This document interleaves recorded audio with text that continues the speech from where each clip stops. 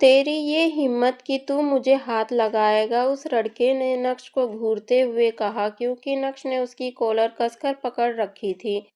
उस लड़के को पता था कि नक्श की ताकत के सामने उसकी ताकत कुछ नहीं है, इसलिए एक ही झटके में उसने नक्श के हाथ पर वार किया और अपने आप को नक्श के चंगुल से छुड़ाया और 2 कदम पीछे जाकर अपना फोन बाहर निकाला और एक नंबर डायल किया। इसी के साथ उसने वहां मौजूद लोगों को देखते हुए कहा, तुम लोगों को अभी बताता हूँ कि मेरे पीछे किसका हाथ है।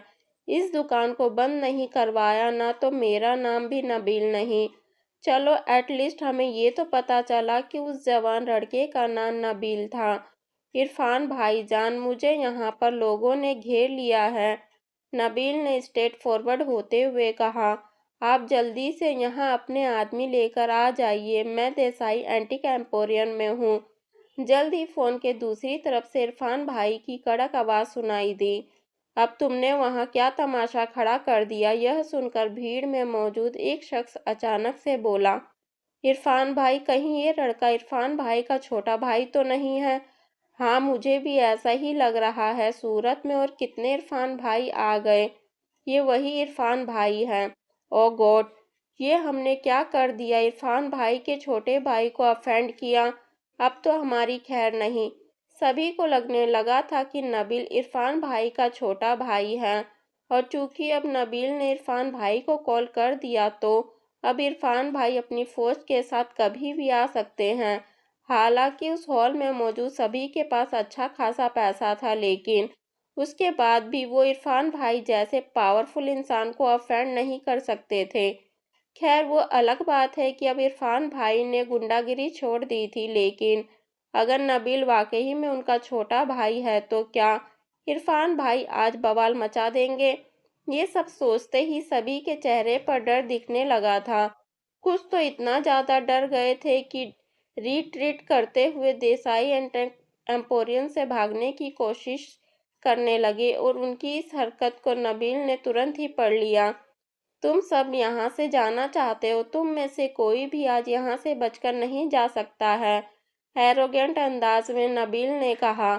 इरफान भाई, मैं तो इस एंटीक शॉप पर अपने 2 सामान बेचने आया था, लेकिन मुझे क्या पता था कि ये लोग मुझे ही यहाँ घेर लेंगे। नबील ने सही बात छुपाई और मसाला लगाते हुए इरफान भाई के सामने अपने आप को विक्टिम खड़ा कर दिया। ऐसी बात है, तुम मेरा वहीं इंतजार करो, जोर से चिल्लाते हुए इरफान भाई ने कहा। मैं भी देखूं कि सूरत में ऐसा कौन सा माई का लाल है जिसने मेरे छोटे भाई को bully किया। वैसे नबील इरफान भाई का सगा भाई नहीं था, ये दोनों कजन थे। दरअसल इरफान भाई ने ही नबील को वो हीरे का टुकड़ा और ब्रेसलेट बेचने के लिए सूरत आने के लिए कहा था। उसे साफ साफ हिदायत दी गई थी कि अगर उसे कीमत सही लगे तो वो उन दोनों को बेच दे। अब नबील इरफान भाई के कहने पर वो सामान बेचने आया और यहाँ लोगों ने उसे घेर लिया। इरफान भाई इस बात को कैसे टॉलरेट कर सकते थे।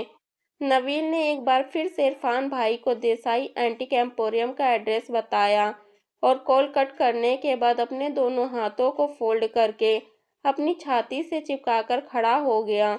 एरोगेंट होते हुए उसने मिस जूली से कहा, जूली मैडम, आप मुझे चुपचाप 2 करोड़ रुपए और दे दीजिए, क्योंकि मेरे भाईजान का गुस्सा बहुत खतरनाक है। मैं तो फिर भी तहजीब से पेश आ रहा हूँ, वो तो आपकी और आपके दुकान की काया पलट ही कर देंगे।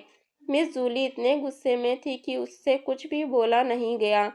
मिस जूली, मुझे लगता है कि आपको इस लड़के को पैसा दे देना चाहिए। इरफान भाई जैसे आदमी ने पंगे लेने का कोई फायदा नहीं है। उनके यहाँ आने से सिचुएशन और खराब ही होगी। नेक्स्ट तुम्हें ऐसा नहीं करना चाहिए था। अब इरफान भाई को तुम्हें ही जवाब देना होगा। सही में ये सब इस जावेरी खानदान के यूजलेस दामाद की वजह से हुआ है। ना तो वो इस लड़के की कॉलर पकड़ता, ना ही ये इरफान भाई को यहाँ बुलाता। अब भुगतो, इसके चक्कर में हम सबको भुगतना पड़ेगा। एक ही झटके में पूरा पासा पलट गया था। कोई भी नबील से ये नहीं कह रहा था कि वो मिस जूली के 3 करोड़ वापस करे, लेकिन सभी नक्श को कटघरे में खड़ा करके उसे दोषी मान रहे थे और उसकी बुराई करने लगे थे। दूसरी बात ये कि अगर नक्श ने उस ब्रेसलेट की तारीफ नहीं की होती तो नबील उसकी कीमत नहीं बढ़ाता। अगर कीमत नहीं बढ़ती तो अभी ऐसा कुछ होता ही नहीं। इसके लिए भी सब नक्श को ही जिम्मेदार मान रहे थे।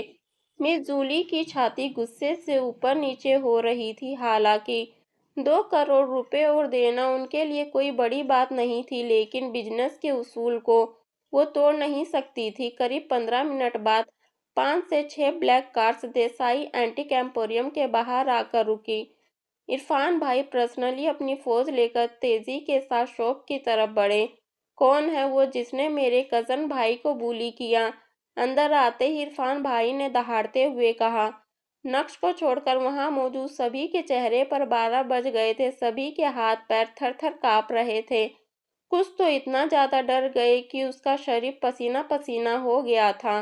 भाईजान आप आ गए, यह बोलते हुए नबील तुरंत इरफान भाई की तरफ बढ़ा और उसके बाद भीड़ की तरफ पॉइंट आउट करते हुए बोला, ये लोग मुझे जबरदस्ती सामान बेचने के लिए कह रहे हैं। जब मैंने मना किया तो मुझे पुलिस स्टेशन भेजने की बात कर रहे हैं। ओ ऐसी बात है, कड़क अंदाज में इरफान भाई बोले। यहाँ का इंचार्ज कौन है? मिस जूली का चेहरा फीका पड़ गया था। उसे पता था कि अब उसे बाहर आना ही पड़ेगा, लेकिन इससे पहले कि वो अपने 2 कदम आगे बढ़ाती, नक्श ने उसके कंधे पर हाथ रखा और उसे दबाते हुए शातिर मुस्कान के साथ खुद 2 कदम आगे बढ़ा। भाईजान ये नहीं है, वो औरत है, नबील ने कहा। हालांकि इरफान भाई ने उसे कोई जवाब नहीं दिया। नक्श को अपने सामने देखकर वो पूरी तरह से ब्लैंक हो गए थे। उसके माथे पर पसीना छूटने लगा था। इरफान भाई सूरत का महान गुंडा, लेकिन उसकी हिम्मत तो देखो। अपनी पूरी पलटन लेकर देसाई एंटीक एम्पोरियम पहुंच गया। वाह, तुम्हारी हिम्मत की दाद देता हूँ, कठोर मुस्कान के साथ नक्श ने कहा। जैसे ही नक्श के मुंह से ये शब्द बाहर आए, वैसे ही वहां मौजूद सभी लोग नक्श से दूर हट गए। खासकर वो जो नक्श को अच्छे से जानते थे। वो ये दिखाना चाहते थे कि वो नक्श के साथ नहीं है। हमें इस मामले में मत घसीटो। क्या तुम जानते भी हो कि तुम्हारे सामने कौन खड़ा है? मार मार कर तुम्हारे शरीर की चटनी बना देगा और फिर वो चटनी चाइना वाले आराम से स्वाद लेकर खाएंगे। इरफान भाई, हमारा इस आदमी से कोई लेना देना नहीं है। ये मैटर आपके और इसके बीच का है। आपको जिस तरह से निपटना है निपटिए, हमें कोई ऐतराज नहीं है। हाँ, हम तो बस इस तमाशे के मजे लेंगे और हम सब टेस्टिफाई देने के लिए तैयार हैं कि ये सब जो कुछ भी हुआ है सिर्फ इसी की वजह से हुआ है। एरोगेंट अंदाज में नबील ने बोलना शुरू किया। ओ हीरो, तूने मुझसे 5 करोड़ रुपए का हीरा क्या खरीद लिया? तू अपने आप को बहुत पावरफुल समझने लगा है क्या? अबे तेरी एक सेकंड में। लेकिन इससे पहले कि नबील अपनी पूरी बात रखता, इरफान भाई ने उसके गाल पर अपने उल्टे हाथ से थप्पड़ जड़ दिया। उल्टे हाथ का थप्पड़ खाने के बाद नबील के कदम डगमगाने लगे। भाईजान, आपने मुझे क्यों मारा? शॉक्ड होते हुए नबील ने पूछा। मुझे भाईजान मत बोल, तेरे जैसा छोटा भाई मेरा हो ही नहीं सकता, इरफान भाई ने जोर से डांटते हुए कहा। तुझसे तो मैं बाद में निपटूंगा। यह बोलने के बाद इरफान भाई ने गहरी सांस ली। जब मिस जूली ने देखा कि इरफान भाई के कदम नक्श की ओर बढ़ रहे हैं, तो नर्वस होते हुए उसका शरीर कांपने लगा था। सिर्फ मिस जूली ही नहीं, अनीका के भी होश उड़ गए थे। वो अलग बात है कि प्राची के चेहरे पर कोई एक्सपीरियंस नहीं था। वो बहुत ही ज्यादा रिलैक्स्ड थी। नक्श, माफी मांगो, यहाँ से निकल जाओ। मुझे विधवा करके ही मानोगे क्या? अनीका को इतनी ज्यादा टेंशन हो गई कि उसके मुंह से कुछ भी अनाप शनाप बाहर आ रहा था। हालांकि अगले ही पल उस सीन ने सभी को चौंका दिया। गॉड फादर, यह बोलते हुए इरफान भाई नक्श के सामने पूरी तरह से झुक गए थे। जब लोगों ने यह सुना और नज़ारा देखा तो सभी के दिमाग में एक ख्याल आया। इरफान भाई जैसा एक पावरफुल इंसान जावेरी खानदान के यूजलेस दामाद को गॉडफादर बोल रहा है। ये किस तरह का मजाक है? मुझे गॉडफादर मत कहो। मैं तुम्हारे जैसे इंसान का गॉडफादर नहीं बनना चाहता, कड़क अंदाज में नक्श ने कहा। यह सुनकर इरफान भाई का पूरा शरीर हिल गया। वो जानते थे कि आज इस तरह से उनके यहाँ आने से नक्श को बहुत गुस्सा आया है और इसका कारण सिर्फ और सिर्फ नबील है। तुरंत ही इरफान भाई पीछे मुड़े और नबील पर चिल्लाते हुए कहा, बास्टर्ड, दफा हो जा यहाँ से। अपने चेहरे पर हाथ रखकर, जो थप्पड़ खाने के बाद थोड़ा सूज गया था। नबील के कदम डगमगाते हुए नक्श की ओर बढ़े और वो कांपते हुए नक्श के सामने जाकर खड़ा हो गया। उसी समय इरफान भाई ने नबील को एक लात मारते हुए कहा, तुझे यहाँ खड़ा होने के लिए किसने कहा? अब खड़ा खड़ा देख क्या रहा है? जल्दी से मेरे गॉडफादर से माफी मांग। यह बोलते हुए इरफान भाई ने एक बार फिर से नबील के सर के पीछे वाले हिस्से पर एक जोरदार जड़। गॉडफादर, आई एम सॉरी, मुझसे गलती हो गई। अपना सर नीचे झुकाते हुए नबील ने कहा। नक्श ने कड़क अंदाज में सबसे पहले नबीन को देखा और उसके बाद अपनी आंखें इरफान भाई पर टिका दी। इरफान भाई, इसमें कोई शक नहीं है कि आप पावरफुल नहीं हैं, लेकिन क्या बिना वजह जाने इस तरह अपनी पलटन के साथ यहाँ आना आपको शोभा देता है? ऊपर से तुम्हारा ये कज़न हमारे सामने अपनी कंडीशंस रख रहा है, बिजनेस के उसूल को चुनौती दे रहा है। जबरदस्ती हम नहीं, ये हमारे साथ कर रहा था। ऊपर से तुम्हारी धमकी कि तुम यहाँ आकर देसाई एंटीक एम्पोरियम को बंद करवा दोगे।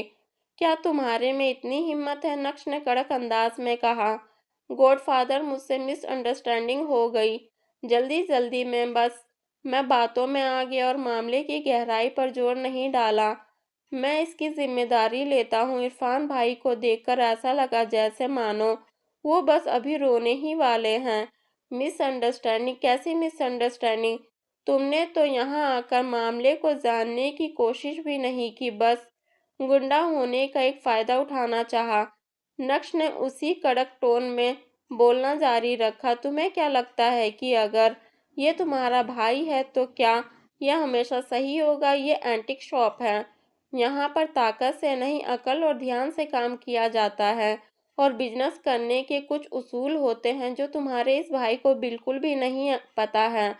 एक बार जब सौदा हो जाता है तो उसके बाद no if no but. Godfather, मैंने एक्सपेक्ट नहीं किया था कि यहाँ चीजें कुछ इस तरह होंगी। अपने चेहरे पर ऑकवर्ड मुस्कान को बरकरार रखते हुए पूरी इज्जत के साथ इरफान भाई ने नक्श से कहा, हाँ, तुम कुछ सोच भी कैसे सकते हो? तुम्हें तो सिर्फ मारना पीटना आता है ना? कभी तो दिमाग से काम ले लो इरफान। नक्श की टोन अब और भी ज्यादा बदल गई और यह देखकर अनीका के तो तोते ही उड़ गए थे। वो पहली बार अपने पति को सुपरमैन की नजरों से देख रही थी। सिर्फ अनीका ही नहीं बल्कि उस हॉल में सभी जितने भी लोग मौजूद थे, वो सभी शॉक्ड थे और उन्हें समझ नहीं आ रहा था कि वो जो कुछ भी देख रहे हैं वो असली है या नकली। आई एम सॉरी गॉडफादर, आगे से मैं हर चीज का ध्यान रखूंगा, पूरी इज्जत के साथ नक्श के सामने झुकते हुए इरफान भाई ने कहा।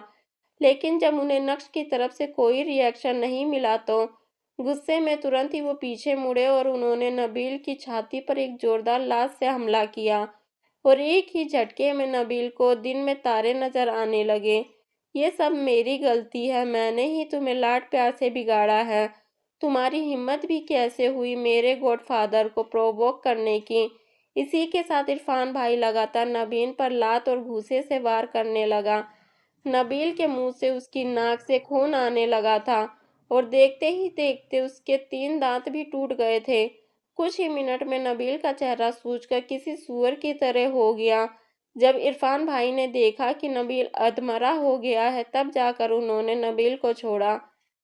क्या होगा आगे? क्या नक्श इरफान भाई को माफ करेगा या फिर यहाँ से उन दोनों का रिश्ता हमेशा के लिए खत्म हो जाएगा? नक्श का ये अंदाज देखकर अब पब्लिक का क्या ओपिनियन होगा? पब्लिक को छोड़िए, अनीका का क्या रिएक्शन होगा? अपने सुपरमैन पति के साथ क्या अब वो वंडर वुमन बनना चाहेगी? क्या इस कहानी में भयंकर ट्विस्ट आने वाला है?